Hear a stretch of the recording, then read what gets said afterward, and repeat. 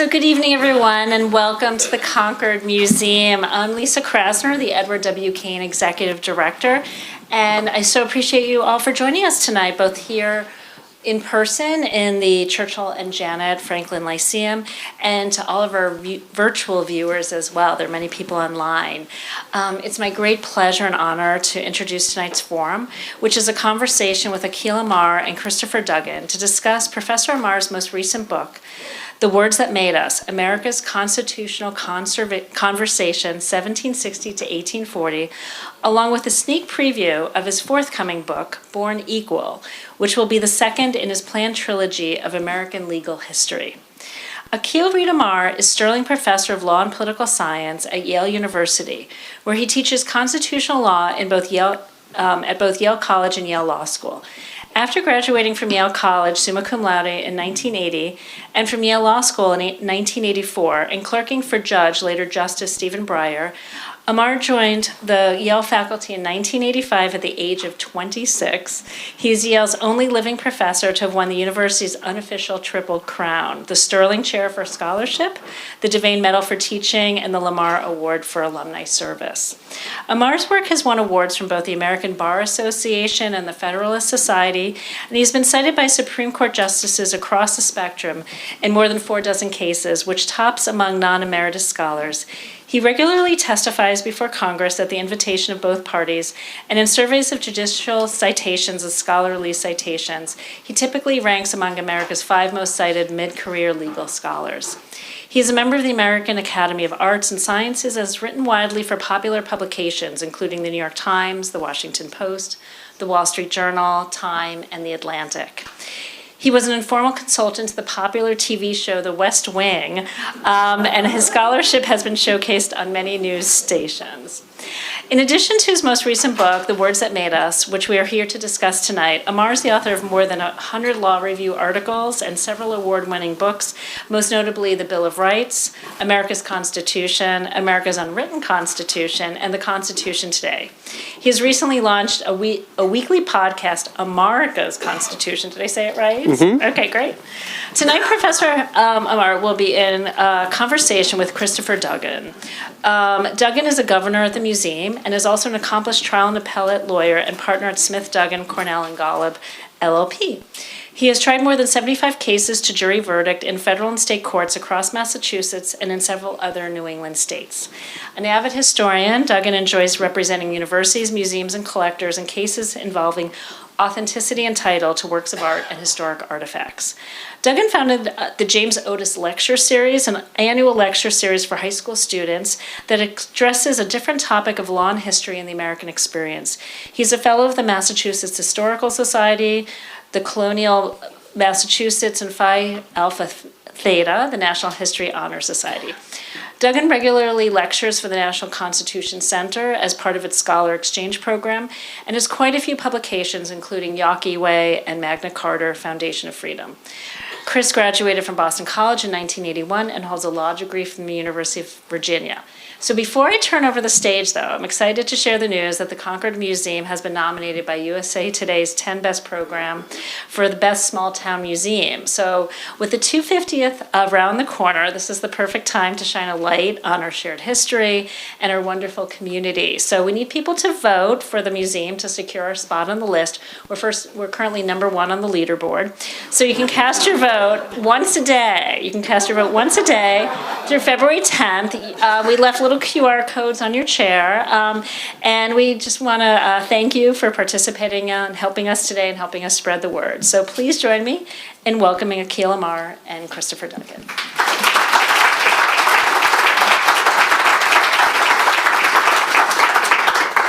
So thank you, Lisa, and welcome, Professor Amar.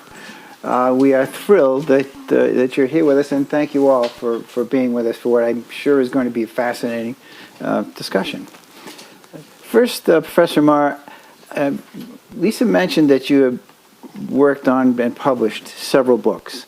The Bill of Rights, The Constitution Today, The Constitution, a biography. Those all are sort of legal books addressed to a broader audience, but largely to people who are in my profession, for example. this seems a little different, The Words That Made Us. Could you tell us what this is about, and why you chose this topic, and what you're hoping to get out of it? So thank you, Chris. Thank you all for coming. It's an honor to be here. So look around, and this is an extraordinary group, but here's one thing. There are not that many young people. And young people don't read books anymore. They don't read in general. My wife and I have 3 kids who are college age, and we sent them to good schools, and their friends are smart kids. And when it was mentioned that I went to Yale College, I went to a public high school in California that never sent anyone to Yale. And I arrived on my 18th birthday, sight unseen, and they assigned me books. And some of these books, they just, I took a course in American history, they sucked me in. And I just met 5 minutes ago the author of one of them, Robert A. Gross, The Minutemen and Their World. And I said, wow, one day maybe I could write a book like that would suck in an 18-year-old. You know what I actually read just a few minutes before coming up here, just because I reread it regularly? I read a book that I think I first read in 6th grade. It's called The Black Stallion. Just for kind of inspiration. We have to get kids reading. I think history, we have to get them to understand America. The only thing that we Americans have in common is our shared narrative, our shared history. We don't have race, we don't have religion, we don't have politics, we don't have geography. We have a constitution, and we can all claim it, and there's a story behind it, this is the first of 3 volumes on. That story is not about my politics. It's the only thing we have in common, and if we don't have that national narrative, which has to be replenished every generation, I think we die as a people. So I got to get young people involved, and law books are going to be, very dry and technical. So if I can tell a story, and so history is the gateway, and I think even within history, biography is actually, it's the pot that leads to crack, that leads to heroin or something. It's the gateway, because people want to know about people. So this one, you're right, it's more of a history book. It tells the story of 6 people, and they're not 6 that I picked. They're 6 that anyone would pick. I can just know by acclamation who are the 6 great founders, and you're going to say the first 4 presidents: Washington, Adams, Jefferson, Madison, and the 2 geniuses, Franklin and Hamilton. That's what you're going to say. That's what everyone will say everywhere. But I'm not sure you know their stories, and I'm not sure our kids know their stories, and you can't understand the Declaration of Independence or the Constitution without understanding the story behind it. So this is a pun. The words that made us is words that made the U.S., how we become a we, 1760 to 1840. But it's a we the people. So it's we the people, the words that made the United States, U.S., us, you and me. It's what we have in common together. Well, interesting that you should say that, because you talked about the 6 great people. Yes. Most histories that I've read of the founding of America begin around 1763, 1765. Correct. With the Stamp Act. Correct. You begin with the racehorse in 1760. A ship. A ship. And what's the story there? And is there another person other than the 6 who might be highlighted, whose story might need to be told? Well, he is. He has a foundation, the James Otis Foundation, and James Otis looms very large in Chapter 1. And John Adams thought James Otis was a very big deal. And so, Chris and I love each other. I have to be honest. One of my favorite books. It's a law book by a now deceased law professor. He was dean at Stanford Law School. He used to teach at Harvard. His name is John Hart Ely. He writes a book called Democracy and Distrust. It's dedicated to Earl Warren, for whom he clerked. And the dedication is, for Earl Warren, you don't need many heroes if you choose carefully. Now, I'm being honest, this guy is I choose carefully. I don't have very many heroes, but Chris is one. You're a great philanthropist, you're a great lawyer, and you're a great friend to me and a reader, and you've read pretty much every one of my book manuscripts. I think you're one of like 2 or 3 people that read them all in manuscript, and I'm grateful to you. And you Well, short. and you're always talking about this James Otis, and you invited me to a James Otis program and all the rest. I'm like, I didn't know who James Otis was. I'd seen the name, in some books. There is and I didn't really know who Thomas Hutchinson was. I'd seen the name.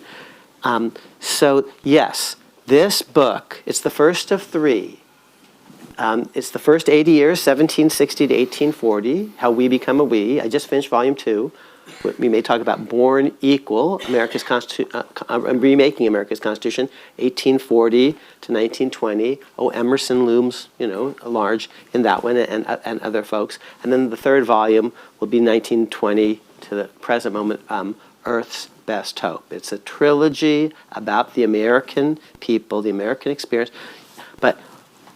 And I bet Robert can confirm this. When I see my friend John Kovler here, who helped me learn how to write books when he was back at Yale University Press, Act 1, Scene 1 is always very challenging. How do you? So I actually just reread this, last night because it's a quick read. The story of the Black Stallion. Just like, how did he get? And I remember people like, how does he get you into the story? Okay, so I got to get you into the story. Where do I start? All the other books, you're right. It's in the subtitle of the book. It's always like The Birth of the Republic by our friend Ed Morgan, 1763 to 1789, okay? It's always 1763. But I was persuaded that it started earlier, and James Otis plays a role. It started in a courthouse in Boston even before the British had started to misbehave with the Stamp Act and the Sugar Act and taxes and all the rest. And the guy who said that was our friend John Adams, who actually said Otis was there, and this is how I originally was going to write it. Yes, John Adams said that there and then the child independence was born. That's where the seeds of patriots and heroes were first sown. He says all this 50 years later in life, and he's saying, yeah, he's a cranky old man. He's just saying that. He's saying that because he was in the room, so it had to start with him in the room. And he's a total Boston, a booster, so it had to start in Boston. And so he's just saying that, but that's all because he's a megalomaniac. He's a great man, but, and he thinks his friend Otis hasn't gotten the credit he deserves, so he says it happened earlier. So it's going to be a little, like, prologue. Okay. And then the more I started studying, I said, damn it, he's actually kind of right. It really did start in Boston. It really did. This is the first place, and it started before the British started misbehaving. Adams wanted to say, like, Thomas Jefferson. This is like the scene in Princess Bride, where the Wallace Shawn character says, Aristotle, Plato, Socrates, morons. Okay, so this is John Adams, like, Thomas Jefferson, who the hell was he? George Washington, nothing burger, Patrick Henry. Because he's saying the Virginians stole all the credit, but we were there first. I was a little pipsqueak 25-year-old. Oh, but James Otis was a flame. He was there before Patrick Henry. It's important. And as I studied, I thought, actually, damn it. He's probably right. I'm going to need to rethink this, that this is going to be chapter 1 and not my prologue. And here's the point. This is the first place in the continent where people learn that they've got a new king. The racehorse gets here first. New England is closer to England, if you just look at how the map works, than Virginia. And they've got a new king, and the word arrives day after Christmas or Christmas Day, 1760. And they're toasting their new king. They're so damn proud to be Britons in America. The Brits have just beat the French in Montreal as well as Quebec. And so they're very proud, okay? And within 15 years, right, in the earshot of the same alehouses and taverns where they're toasting their new king in January 1760, won, shots are going to be fired. So I thought, well, that's a pretty damn good story. And it connects to Robert Gross's Minutemen, and all the rest. And I said, and it actually was. So bragging rights are important. And Virginia wants to say they were first, first in war, first in peace. But Adams is actually right. It was Boston. And you love this because he's such a Boston booster. He's always been telling me about, here's the final point. James Otis, who was a great lawyer, and he's created a charity teaching that's about teaching high school kids about history in honor of Otis. But he was also a bit of a crazy guy, and the analytic point is he is agitating even before the Brits have misbehaved. And truthfully, in that episode, on the law, I side with the judge, who's a man named Thomas Hutchinson, who will become a loyalist. On the law, Hutchinson is actually right. And what does that tell me? That tells me that the standard story, the Patriot story that begins when Brits misbehave in 1763 with taxes, the Sugar Act, the Stamp Act, and all the rest, is missing something. In a nutshell, here's what's really going on from my point of view. And I'm a total patriot, and later the Brits will misbehave in ways that justify the American Revolution. But James Otis is acting up even before that, and here's why. Because as soon as the Brits, because it's all about war in the background, wars drive constitutional change. And as soon as the Brits defeat the French in Quebec and Montreal, and word reaches Boston, Americans were listening like, we don't need mom and dad anymore. Okay, we can, I'm 16 years old, I'd like the car keys, please. Okay, and that's a different story than the ones that begin in 1763 with British oppression. I'm going to tell you that story in chapter 2. The Brits misbehave, and there's a monument around here, I think, that's somehow connected to all that. And I just saw a lantern upstairs that's kind of, so I tell that story and I believe in it, but it starts even earlier. One of the themes in your book, to follow up on this, is you talk about line drawing. When America began to grow into itself as a nation, they were dealing with, you write in the book, trying to draw lines. And you draw the comparison and contrast between Thomas Hutchinson and what happened at his house and the Boston Tea Party. Yes. What in your mind is the difference? They're both illegal. So I'm very influenced by my friend, the late great Pauline Maier. She lived in this area. She did her work at Harvard. She taught at MIT. Her first book is From Resistance to Revolution, and it's about kind of mob action. And especially in a world where you don't vote, how do you express, and you're not allowed to vote for parliament, how do you express your agreement or your lack of consent when certain things are imposed on you? And if you don't resist in some way, you will have been deemed to consent to these taxes or these impositions. So actually, she writes in this. She's passed away a few years ago, but she's an amazing historian. I loved her, and she writes about mob action, and there are actually kind of rules to mob action. One of the big rules is about proportionality. So is your resistance kind of, and I just passed something in this museum, Thoreau and all the rest. Is your resistance proportionate to the wrong or the evil? Now, I tell you a story early on about the Hutchinson riots in 1765, and most people don't know this story, but the Patriots really misbehave, and they rampage. Because Otis has gotten them all riled up, okay? Because he is a demagogue, and this is helpful for his political career, and he's made Hutchinson look like a total thug, but Hutchinson's actually a law-abiding guy. He's a little too stiff and strict and hierarchical, but he's not he's not an evil guy at all. If he were alive today, he's a conservative and he ends up siding with his king, but he loves, his native land as well. And if he'd been born 20 years before, he wouldn't have had to choose. If he were alive today, he'd be Mitt Romney.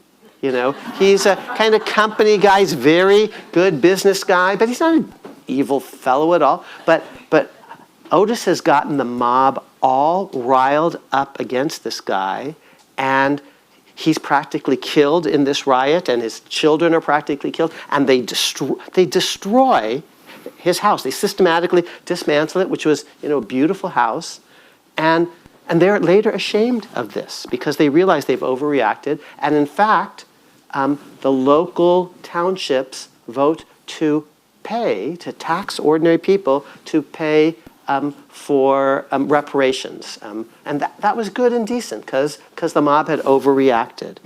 And in fact, Hutchinson hadn't even supported these taxes. He didn't like stamp taxes any more than anyone.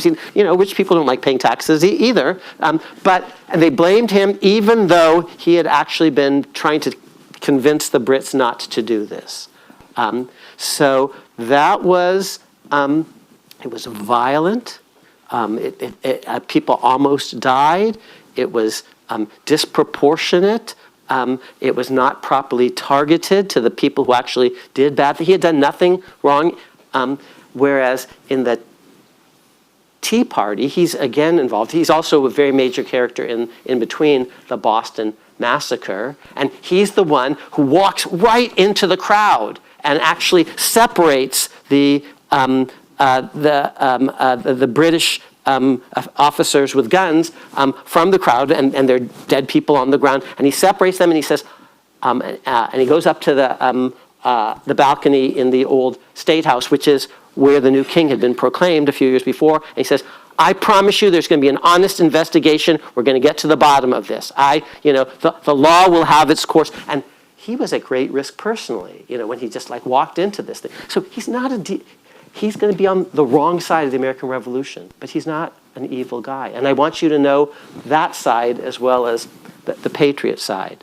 He was wronged in 1765. He tries to actually make sure there's going to be a fair trial for the British officers in 1770 Boston Massacre. And the Boston Tea Party, he's also a central person in this story. But it's brilliant political theater. Okay, no one's killed. It's only damage to property. They had to do it because if they had allowed actually the ship to dock and the tea to be unloaded because of certain legal technicalities, they would have been consenting to the tax. And they had to show that they weren't consenting to it. So it's going to be a model for Thoreau, who's going to be a model for Gandhi, who's going to be a model for MLK, who's going to be a model for Mandela. But Sam Adams, he's brilliant at political theory, but it's nonviolent and proportionate and it's targeted just to the. There was looting and pilfering in 1765. None of that. Okay, they sweep the decks, afterward. They don't touch anything other than the tea. It's beautifully done as civil disobedience. It's proportionate. But yes, I'm drawing lines between bad rioting and brilliant political theater. And in your postscript, which you wrote at the end of 2020, as I recall, you mentioned that we seem to be struggling with drawing that line today. Yeah, I talked about January 6th. That was, riotous and violent and disproportionate. And there are other vigils that maybe some of you actually participated in that were quite admirable, I'm sure. And we have to, and the person who helped me see all this, what the rules are for mob action, is the great Pauline Mayer. She's she's mentioned very prominently in the acknowledgments and cited again and again, especially in chapter 2. The book is From Resistance to Revolution. It builds on her Harvard dissertation under the great Bernard Bailyn. And she writes about how there are kind of rules for mob action. And proportionality is one of the really big rules. Speaking of proportionality, you talked about the proportionality of resistance and mob action to the wrong. You're right. You also mentioned here the improper proportionality, if you will, The disproportionality. Of the reaction of King George III Correct. to what happened in Right. the Boston Tea Party. So they totally overreact, and which is what Adams is trying to do. Sam Adams is, a troublemaker, a rabble-rouser. He's trying to provoke an overreaction that will show everyone else the violence in the system and who the British really are. He gets them to show their true colors because they don't get. And here's the point: they're sending peaceful petitions, and George III isn't even allowing them to be read to him. Okay? So at the end of the day, I'm with the Patriots. And they totally, massively overreact. They shut down the Boston, they call these the coercive acts, the Intolerable Acts. They shut down the Boston port. They abrogate self-government in Massachusetts, including, they cut back on town meetings. They try to change, in effect, the charter, the Constitution of Massachusetts. They put armed soldiers back onto city streets with a quartering act. They say, if any colonist misbehaves, we're going to send them off to Britain to be tried. And if any soldier misbehaves, they're going to be tried back in jolly old England rather than, here where the blood spills. So they massively overreact, which is what Sam Adams is trying to. He wants you to see who they really are. And the guy who really captures this brilliantly, he's one of 5 people that the book is dedicated to, is Lynn Miranda. I dedicate to Lynn, his spouse Vanessa Nadal. I think Lynn is a genius. Ron Chernow, the book, the musical is based on the book, and a couple of other folks. But it's the only white character in the play. And it's George III, and he's a nitwit, and he's just blocking everyone else out with this little song in his head, da da da da da da da, because he's not listening at all. He doesn't read American newspapers. He's a nitwit, and he just and I start in 1760 because that's the first moment when Americans know they have a new king, and they're toasting him. They're so proud to be Britons who have beaten the French, and they love their new king. And in 15 years, it all unravels. People, they liked Biden 4 years ago, and then they turned on him. This can happen, in a democratic society. But I thought it's really interesting that the very same place where Governor Bernard is proclaiming the new king and everyone is toasting is the very same place where there's going to be a massacre just a few years later, and now it's Thomas Hutchinson going up to the old State House, and the very same place where bullets start flying, and then there's of course Bunker's Hill after that, Breed's Hill, and it's not made up. It started here. Don't let other folks tell you that it's a Virginia story, it's a South Carolina, story with Mel Gibson or whatever. No. Adams was right. It did start here. But just the difference between we love King George, we hate King George. In 15 years, that seemed an interesting story to tell. Another theme that I drew out of this book, which is a spectacular book, by the way, is and maybe this is something you're trying to get younger people to read and learn from, is the value that can be drawn from close partnerships. And you talk about the partnership and relationship between Washington and Hamilton, between Madison and Jefferson. And between Joseph Story and John Marshall, and then sort of contrast that with my man John Adams. What is the value you see in the partnerships in those instances, and maybe how did John Adams fall short in that regard, or how did it impact? Yeah, so I am interested in macro politics and micro. This is a lot of, focus on famous men. Volume 2 is going to be different because women actually emerge. So in Volume 2, which I just finished, I told you my big 6. For the next volume, it's 4. It's Harriet Beecher Stowe and Elizabeth Cady Stanton and Frederick Douglass. In fact, I have the same picture of Frederick Douglass that you have in this museum, and of course, Abe Lincoln. So it is a story about the great men to some extent because they are the movers and shakers. They're the ones who get themselves elected president and write the important texts. Whereas Harriet Beecher Stowe will be the single best-selling author of the entire century. And she's the first woman who actually gets herself like in the middle of the story. Sometimes to be successful, it's important that you work with someone else, that you find a partner. And sometimes they're working together, sometimes they're working apart. Madison works with Hamilton, we call that the Constitution and the Federalist Papers, and then actually turns on him when Jefferson returns, and that's Lin-Manuel Miranda's chapter, what did I miss? When Jefferson comes back. And there's a little bit of a human dimension, like Hamilton said, I thought you were my friend, and now you're backstabbing me. So that seemed interesting. But also, yes, Washington has no son. And Hamilton has no father. And they kind of find each other. And that's really interesting. And they kind of form almost a centaur. Because because Hamilton's the fastest horse in America, but only Washington can ride him. And Washington is the greatest horseman of his age, and he trains his own horses. He's very good at dealing with high-strung, very skittish.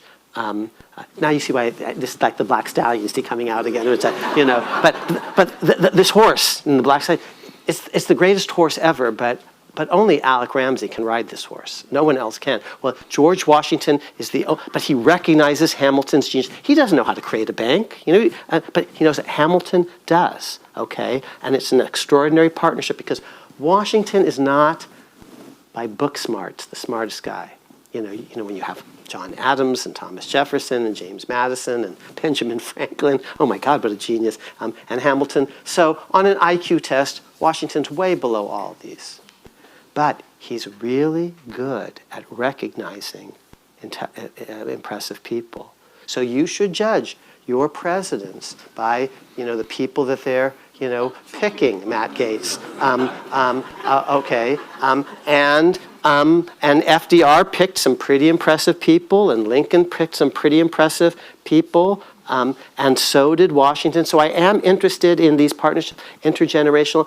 I'm also, especially, it seems to me, interested. Certain partnerships work well because they're North meets South. So Joseph Story is a Massachusetts guy, and he partners with John Marshall, who's a Virginia guy. Massachusetts plus Virginia equals success. Almost all your early presidential, vice presidential combinations are Massachusetts, Virginia, or Virginia, Massachusetts. So that's Washington, Adams, okay, it's going to be Madison, Elbridge, Gerry. It's on the bench. It's Story, Marshall. It's John Adams nominating George Washington to be commander of the Continental Army because the fighting's up here and we need to get a Virginian so that we're all in it together continentally. So that seemed to be interesting. Now, in this narrative, John Adams is a bit of a loner. That's his personality. He did love Otis, but Otis literally he suffers dementia, he loses his mind. He's very fiercely independent, but he's got Abigail, okay, and she is such a smart woman and a political woman, and I'm sure Eliza was great and Martha Washington was great, but they are not political operatives the way Abigail is. So John has Abigail, but he doesn't partner up with any of the other folks. Maybe he did a little bit with Sam Adams, but Sam Adams in the end kind of stays behind in Massachusetts and kind of, he's there, of course, in 1775 and 76 in the Continental Congresses, but then he comes back to Massachusetts. So Adams is a bit more of a loner. Before I get to the next question, I want to say we will be taking questions, so anybody who would like to raise your hand, and we will get you in as best we can. But I do want to get to the Constitutional Convention in 1787 because you are a constitutional scholar. One of the things that has kind of irked me for a bit is the notion that came out of Charles Beard's book from 1913, an economic analysis of the Constitution. And then it was sort of picked up again in 1980 by Howard Zinn. Correct. The People's History. Zinn at least got a nod in a movie. Good Will Hunting. Good Will Hunting. Yes. Right? Yeah. But is there something to this, that this was really all about a couple of rich people trying to save themselves from the masses after the revolt up here in Shays Rebellion, Western Mass. So how many of you, I bet a bunch of you, have read Howard Zinn's book? Raise your hand if you did. Yeah, and it's crap. Okay? And you're going to have to unlearn stuff that you learned because he got his facts wrong and he cheated and he only tells you one side of the story. Damn it. They put the thing to a vote up and down the continent. No one had ever done that in the history of the world.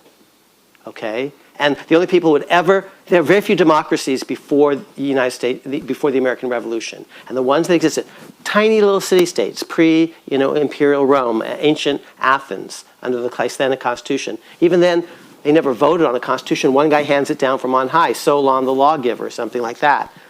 The British never reduced fundamental principles to a text, much less a short text, much less one written in English. Magna Carta isn't even written in English,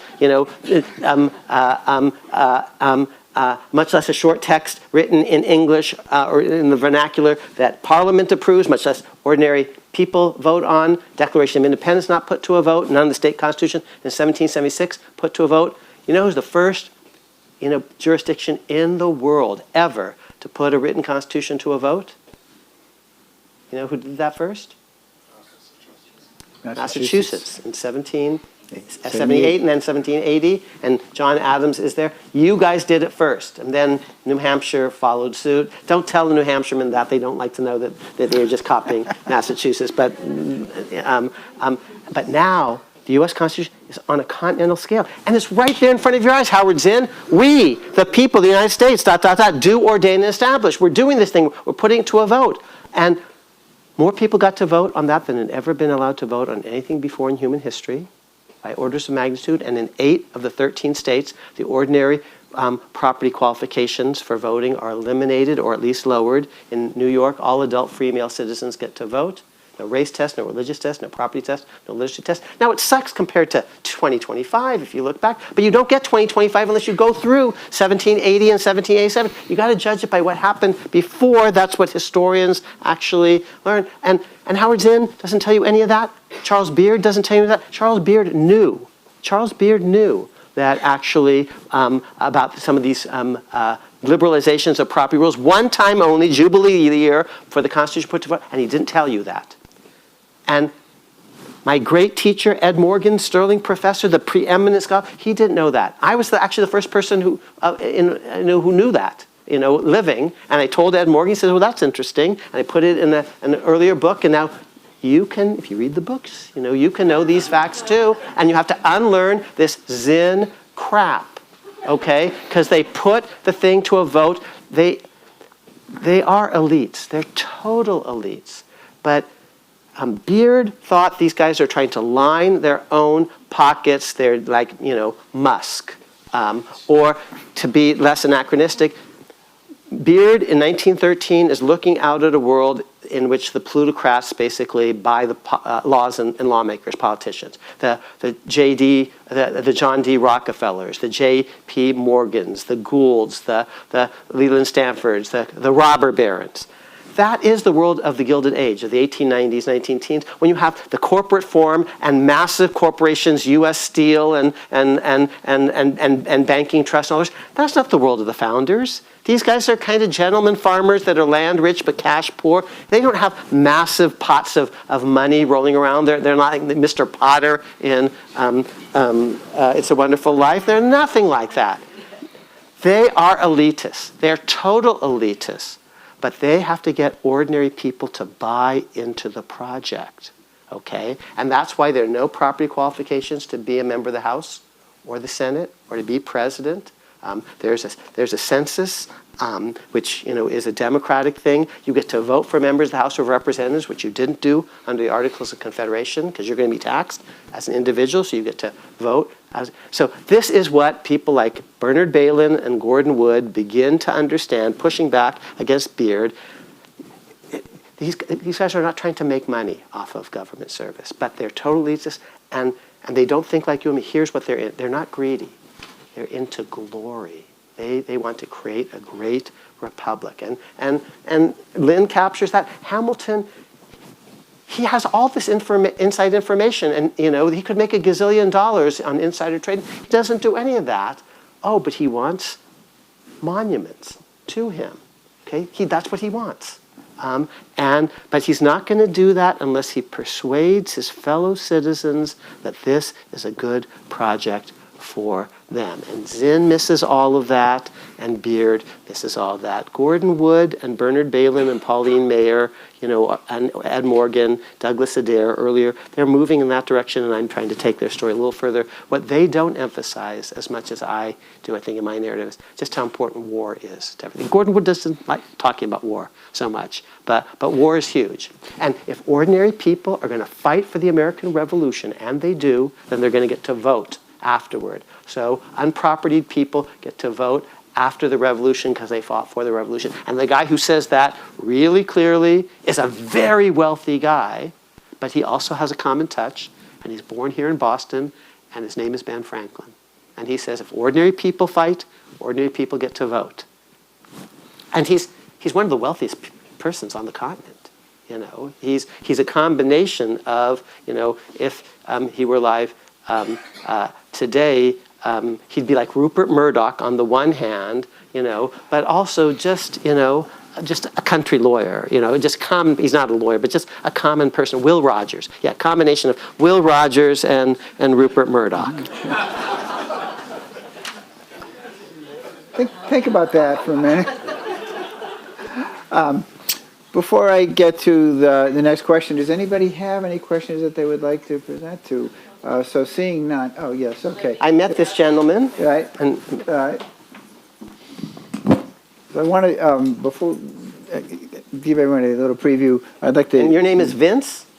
Right, Vince Dixon. I happen to be a historian as well, and a bit of an advocate for what was the earliest governing decision, which was just in September of 1774, the Suffolk Resolves. Yes. Which Theophilus Parsons. Some of us think Dr. Joseph Warren, who really was kind of the Thomas Jefferson of Massachusetts, and the rather remarkable ride of Paul Revere to Philadelphia, where John Adams says, and I'll leave it at that, America will have the back of Massachusetts.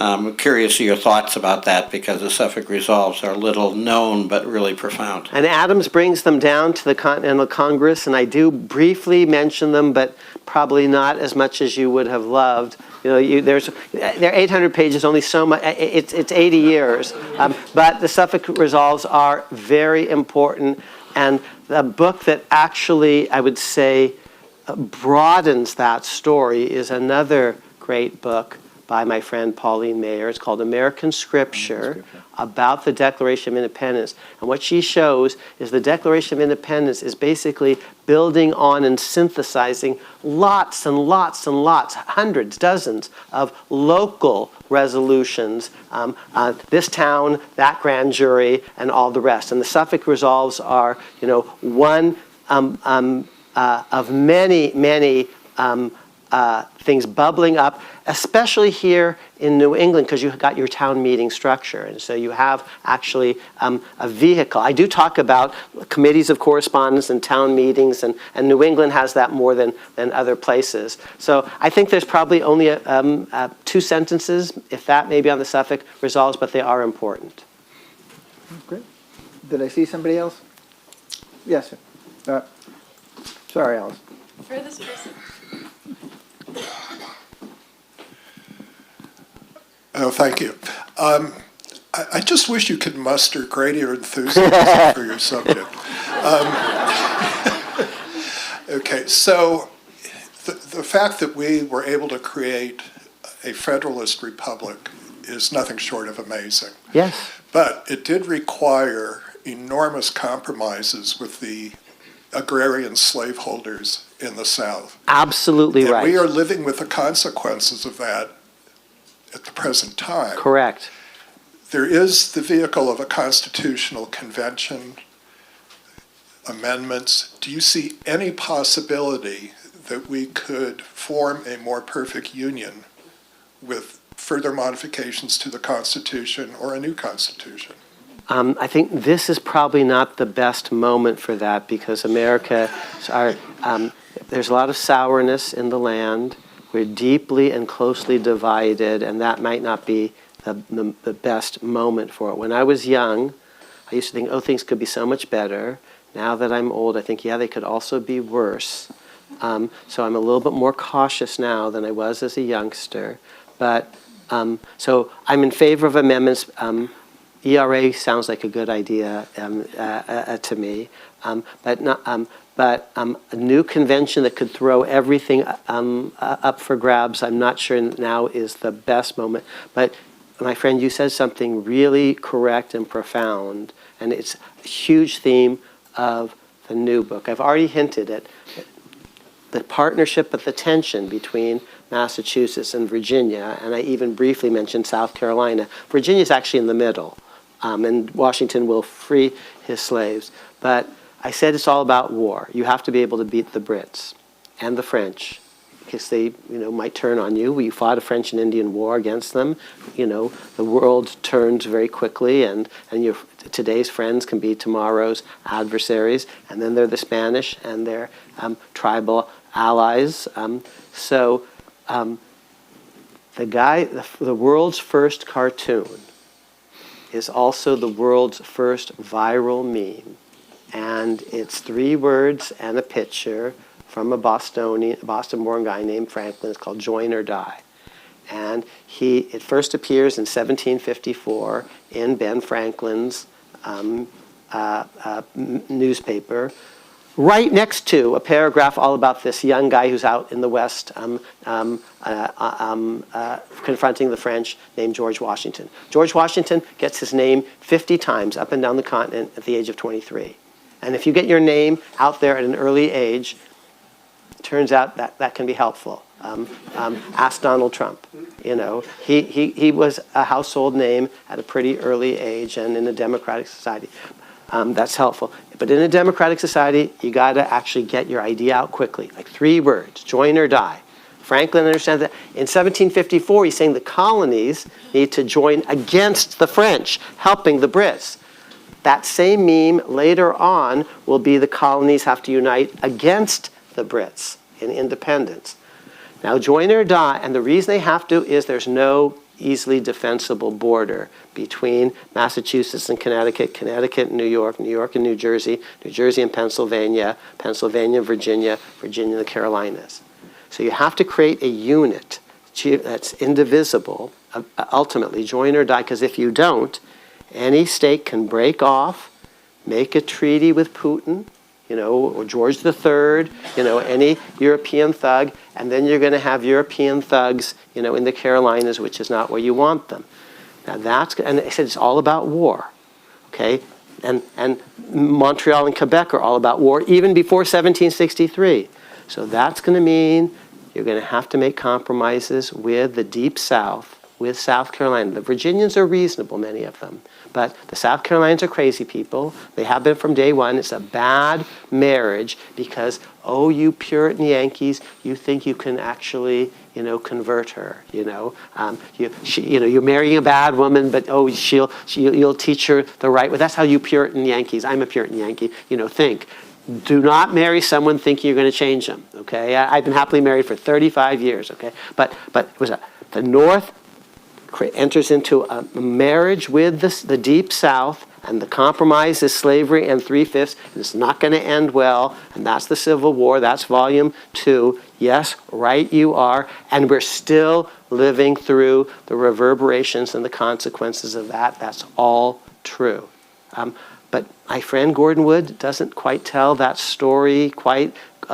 Creation of the American Republic doesn't talk a lot about slavery. Radicalism does. Beard said nothing about slavery. These are the 3 themes of the Constitution and of all my books. Democracy, slavery, war. The Constitution is more democratic than you thought, way more. Beard was wrong. Zinn is wrong. Way more pro-slavery than we've wanted to admit. That is true, though Beard said nothing about that. Zinn more. And more about national security, geostrategy. So it's war, democracy, slavery. Those are the big themes. So if I'm right, the Constitution is going to give rise. Who's going to be the dominant political figure in the next generation? It's going to be Andrew Jackson. Small d, capital D, Democrat, but also pro-slavery, and he can beat the Brits. The Constitution is not this aristocratic, elitist thing. They are aristocrats. They are elites, but they have to have a democratic constitution to get people to buy in, and that's going to lead to Jackson, but he's pro-slavery, and that's going to lead to the Civil War, and then we get Lincoln, who is democratic, and he believes in national security very much, but he's anti-slavery. That should be our Constitution today. That's what MLK is saying. We're still trying to live up to it. Yes, you're right, my friend. Let me follow up on that if I could. Because you said you thought the Constitution was more pro-slavery than we would like to admit. And the 3/5 clause is only one piece of that. The Electoral College is also everything. But now I would like to, you touched on Abraham Lincoln. Yes. And Lincoln saw the Constitution very differently from being pro-slavery. Yes. And he also is an originalist. He is. And you are an originalist. Yes. So could you, are you going to address, I know the answer to this. So of course you're going to address a little bit of Lincoln's originalism and how he dealt with his view of the Constitution as an anti-slavery document. And you know what else Lincoln is? He's just like you. He's a jury lawyer, and he can talk to ordinary people. And he has a certain, he's like you in a lot of ways, Chris. And I know you well, and I really admire you. No, he's smart, but there's a sweetness to him. And he can talk to ordinary people. And I'm a Democrat. My team has to learn better how to talk to ordinary folks. Now, I'll say a couple other things. Lincoln is not the most advanced person imaginable, but he is the most advanced person who can get elected. And he always moves forward and never moves back. Now, getting elected turns out on Electoral College and other things, you have to kind of put together a coalition. Now, he's born in Kentucky. Parents are from Virginia. Moves to Indiana and Illinois. His grandparent, 2 or 3 generations back, they're Quakers from Pennsylvania, and the Quakers are anti-slavery, and there's that. Further back, do you know where he thinks he traces to? You do. To New England. Isn't there a town nearby called Lincoln? Okay, that's where he thinks he comes from, in fact. Hingham. Okay. Go Hingham? Okay. But, and in his campaign biography, he says, well, I don't really know my family tree, but I think it goes, through Pennsylvania. He's got to win Pennsylvania. So you can't win the presidency without Pennsylvania. Oh, and I got New England's too. Like, he's got the perfect, geographic family tree. And here's what he says. He says, yes, they made all sorts of compromises. They did. But they were in their bones anti-slavery, most of them, and they wanted us to actually redeem their highest principles. So they made compromises, but they wanted us to actually move forward. And he's making, and if you read, he becomes president by a series of constitutional debates that bring him to national attention. This is astonishing. The Lincoln-Douglas debate, it's like right in front of our eyes, but they're debating constitutional law and ordinary people are paying attention, because there's not TikTok, or Instagram to divert their attention. And then he comes to the East Coast and gives an amazing speech and impresses the New Yorkers. And you have to impress, the money people and the elite in New York. It's a speech at Cooper's Union, Cooper's Institute. And if you read it, it's originalist start to finish. He's making all sorts of historical arguments about how they were anti-slavery even though they made compromises. And it's right in front of your eyes. 77 years ago, our fathers brought forth upon this continent a new nation, conceived in liberty and dedicated to the proposition that all men are created equal. So that sentence, he's saying that in 1863. He's saying 87 years ago, 80, 420s, and so that's 80 and 7.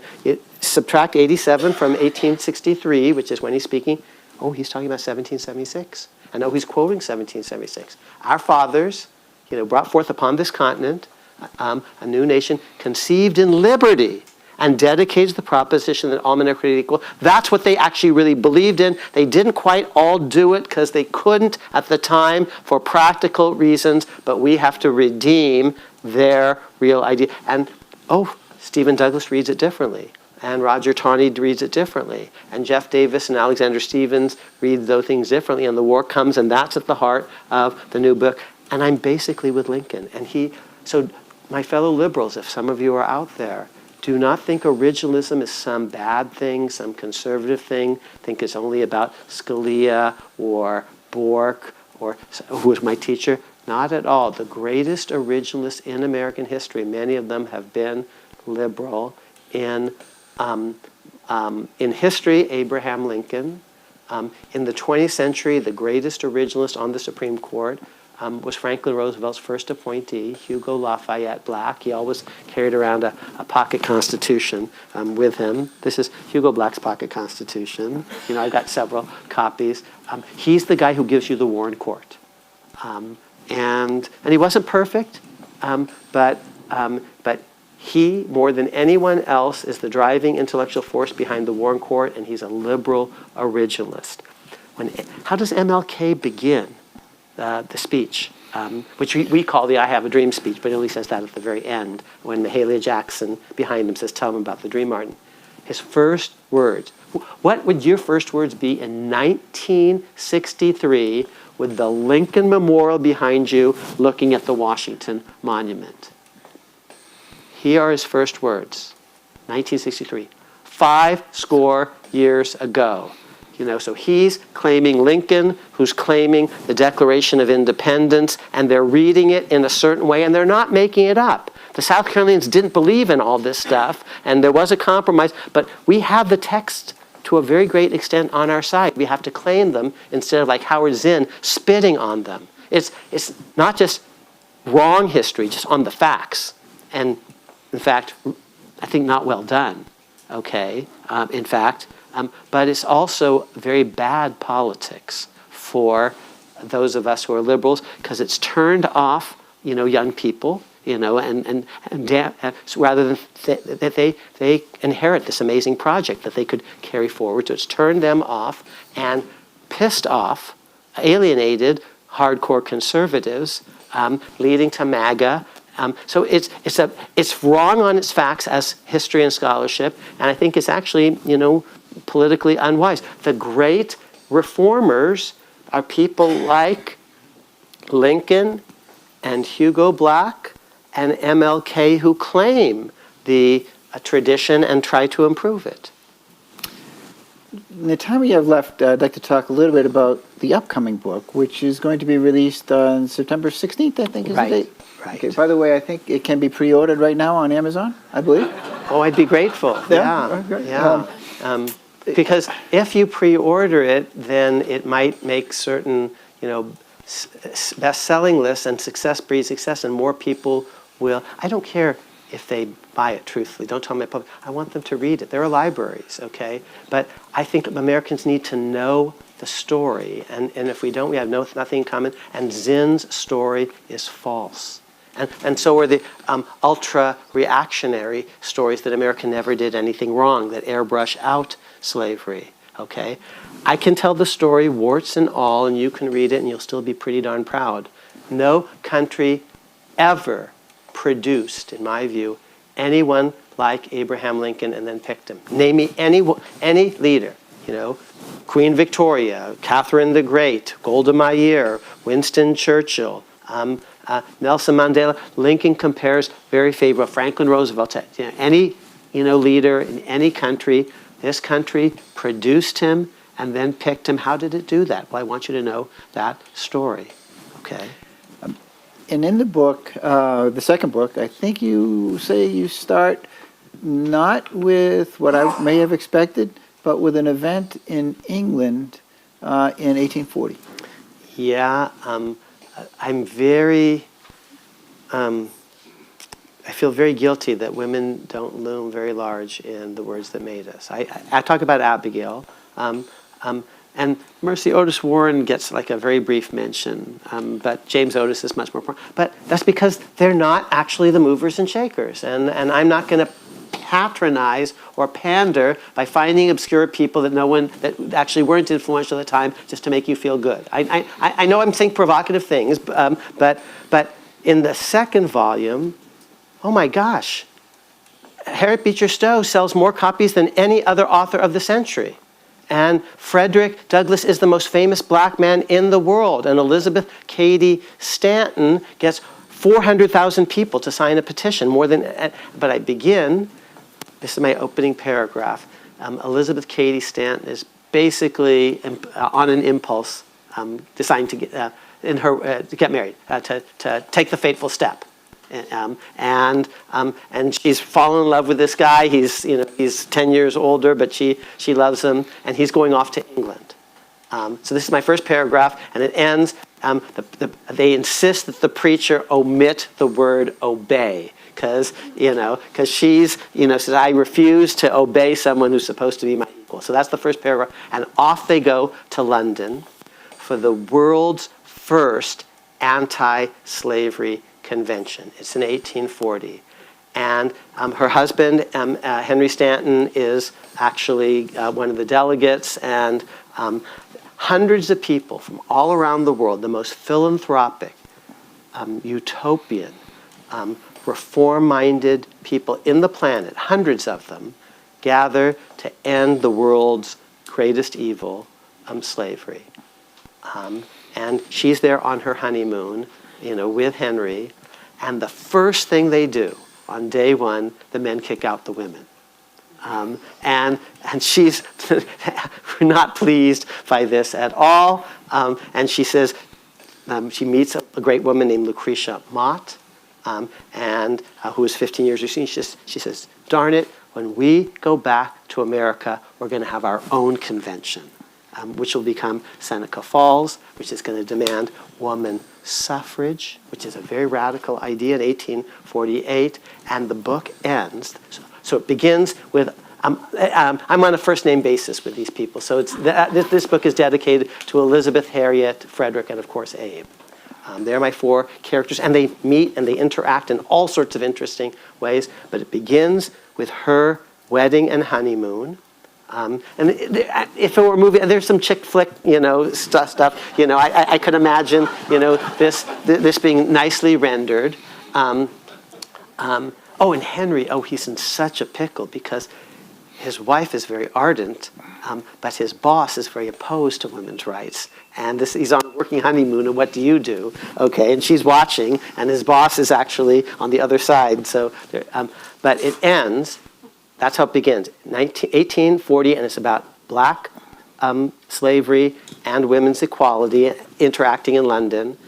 And it ends in 1920 with the last living woman who was there at Seneca Falls. She's in her 90s, and she is watching American women across the continent vote on equal terms because the 19th Amendment has just become part of the law of land. So that's my last paragraph. So it's called Born Equal, and it's Lincoln's riff on Jefferson that we're all created equal, but not just Lincoln's, but Frederick Douglass's and Elizabeth Cady Stanton's. We're born equal, black or white, male or female, Jew or Gentile, in wedlock or out of wedlock. It's a profound idea that we're born equal. And they said it, but they didn't live up to it. And this is actually the continuation of that idea. And you all think Jefferson wrote the Declaration of Independence, which he didn't. And Pauline Maier shows you he's building on all sorts of things like the Suffolk Resolve, but local things. But he's actually only one of three really important people. Jefferson is in the Declaration. The other two being Massachusetts people, actually. Ben Franklin, born in Massachusetts, and John Adams. And immediately after, this is the preface of the new book, the Declaration of Independence, state constitutions start to put in language saying all men, by which they mean all persons, are born free and equal. And you have that provision in the Massachusetts Constitution of 1780. It's in your Declaration of Rights, that all men are born free and equal. That's John Adams and Sam Adams riffing on the Declaration, you see, and it's going to lead to the abolition of slavery in Massachusetts with Quock Walker case, Holmes versus Jennison, and other things in 1783. And this is not just judges, but juries too, playing a role in that. So that text, born free and equal, is in your state constitution and the Pennsylvania state constitution, 1776, and a whole bunch of northern state constitutions. And Lincoln is building on all of that at Gettysburg, this born equal idea. That's the same text that my friend Margaret Marshall and several of, she's the Chief Justice of your state and the Supreme Judicial Court, and several others used in the Goodrich case, I think it's like 2012 or something like that, you'll remember the date, to affirm a right of same-sex marriage. Because if you're born equal, black or white, male or female, Jew or Gentile, in wedlock or out of wedlock, you're also born equal if you're born gay or straight. And if you are with Gaga in believing that some people are born this way, they're born with certain sexual orientation, well, they should have the same marriage rights as people born with different orientations. That's the story of birth equality. It's called Born Equal. It begins with Elizabeth's marriage to Henry. It travels through these state constitutions that become Gettysburg and the 13th, 14th, 15th, and 19th Amendments, which is women's suffrage, and it ends with the last living woman from Seneca Falls, this nonagenarian, watching in November 1920 as women vote equally with men across America. That's the story. Any more questions? Sure, right here. Go ahead. You talked Oh, about we need a mic.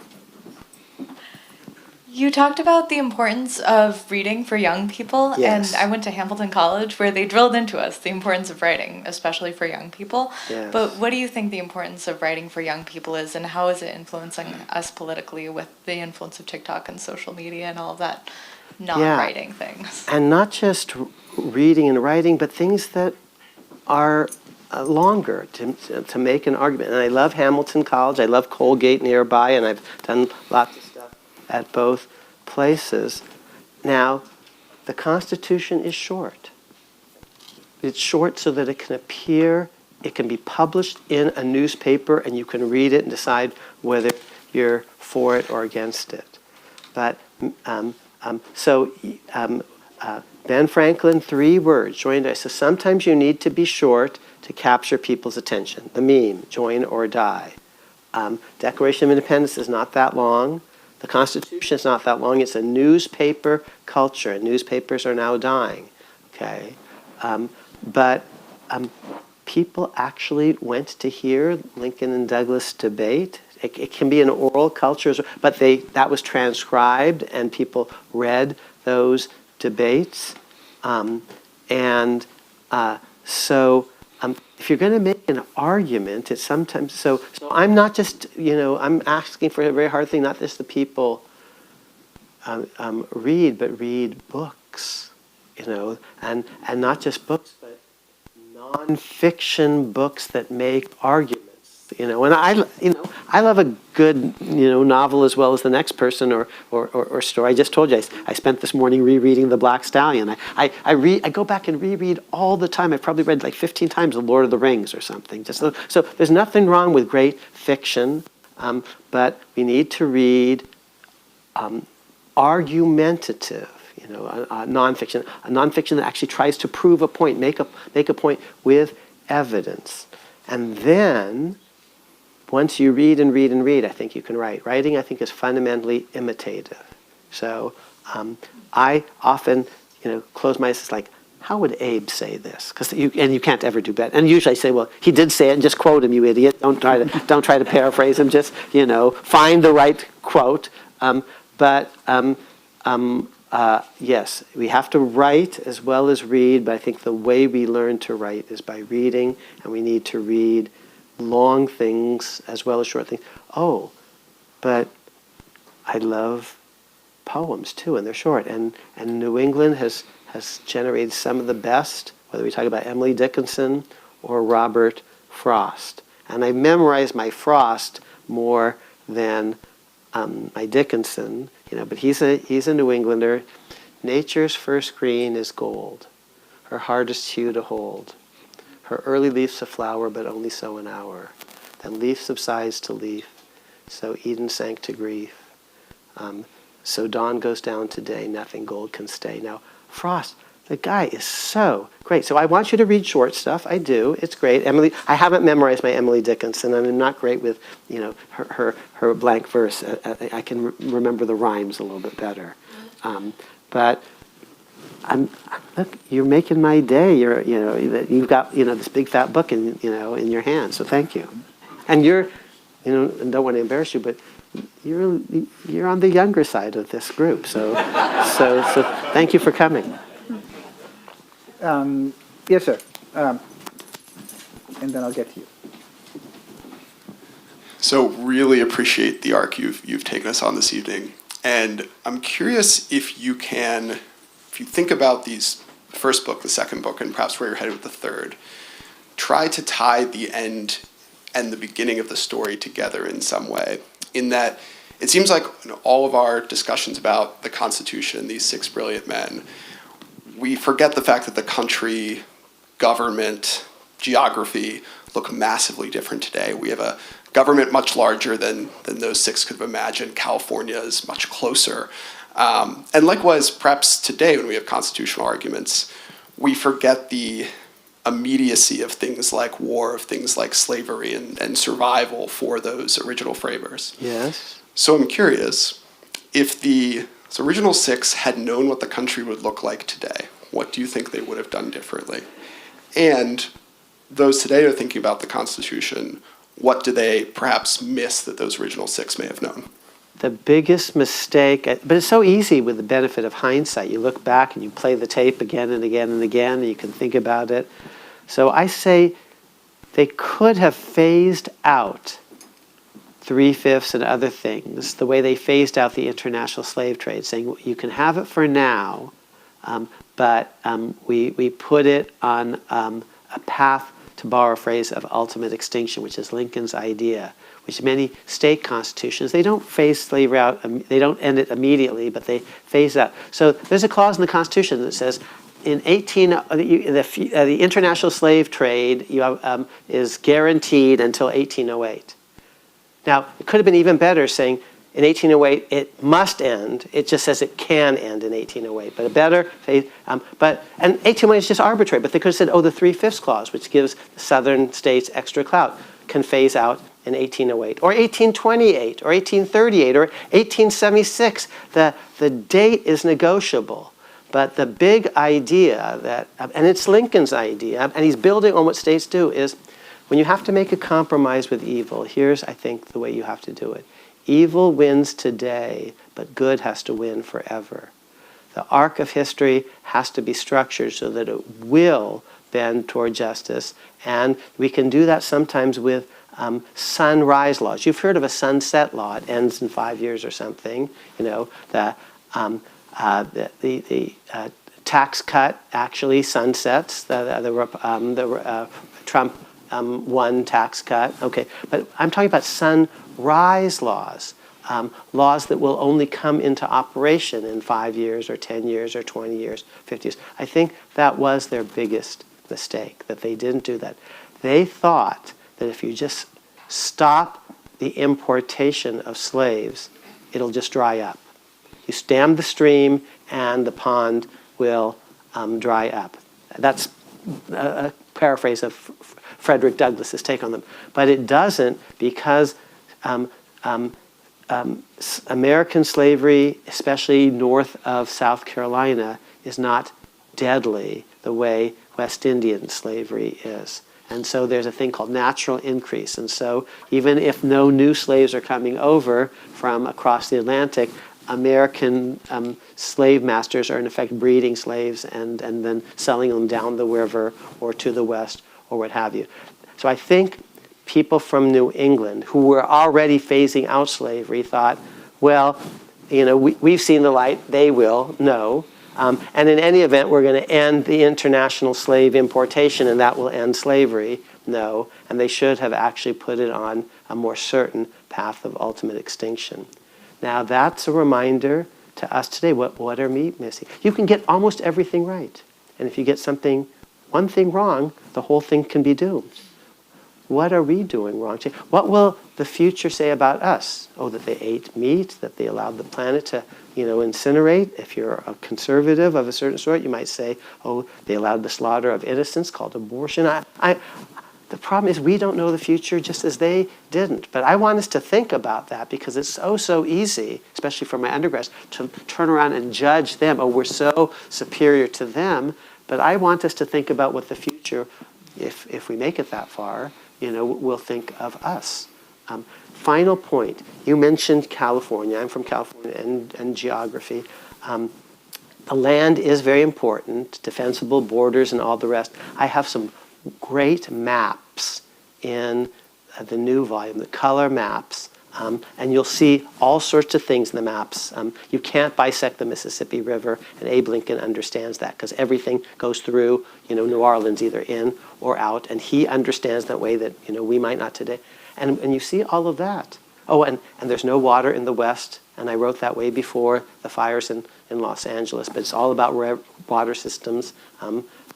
But you'll also see, if you read this new book, and I wrote it a long time ago, we're now in the copy, I say, why someone would want a canal through Panama, because actually land travel is difficult, and you can get stuff actually even today, sometimes, big stuff from New York to California faster through Panama. And if it's about national security, and we only have 8 carrier groups, and China starts misbehaving, but your carrier fleet is in the Middle East, you're going to want to go through that canal, and you're going to look at this. If you're a land kind of guy, and George Washington was a surveyor and a general and a real estate, a land speculator, and Trump is that, you're going to want to say, oh, Canada looks actually, interesting. Oh, Greenland looks sort of interesting. These things that seem, and we have to protect our southern border, that seem preposterous to many a modern day liberal. And I'm a modern day liberal. Oh, but when you look at some of these maps and you see that the shape of America changed, it'll give you a slightly different perspective on the southern border, the northern border, Greenland, the Panama Canal. So it'll just open your imagination just a little bit. Do we have time for one more question? Or are we, we can take one more. And I'll try to be quick. I'll try to be quick. Professor Amar will stay after. Absolutely. Talk to anybody who's over here. Yes. One more, and then we're going to have to say good night. Thank you for your indulgence. Continuing with the theme, 7 years ago, our fathers brought forth ... Now we're engaged in a great civil war, testing whether that nation or any nation so conceived and so dedicated can long endure. Are we still engaged in a great civil war? Yes. And will we long endure? this nation or any nation. And he ends with, the government of the people, by the people, for the people, shall not perish from the earth. Okay? And John Winthrop says, from this part of the world, we're supposed to be a city on a hill unto the world. And the first sentence of the first paragraph of the Federalist Papers say, the whole world is watching. And if we can make it work here, we will prove to the world that self-government can work. And volume 3 is called Earth's Best Hope, because Lincoln also says we shall nobly win or meanly lose, the last best hope of earth. So it's not just whether we can long endure. And republics, no republic, endured for many hundreds of years. I think Rome probably longer than most. Republics fail, and we need to study how they fail and know that. But it's whether this nation or any nation so conceived and so dedicated can long endure. And democracy is at risk across the world. It's at risk in India and Ukraine and Poland and Czechoslovakia and the United States. And that's why, but it's even more than that. I said it was going to be short, but there are now democracies in the world, and there weren't very many in 1776. There's only Britain and Switzerland at the time of the Constitution. The Dutch are in the process of losing theirs in the world. And now, there are a lot, okay?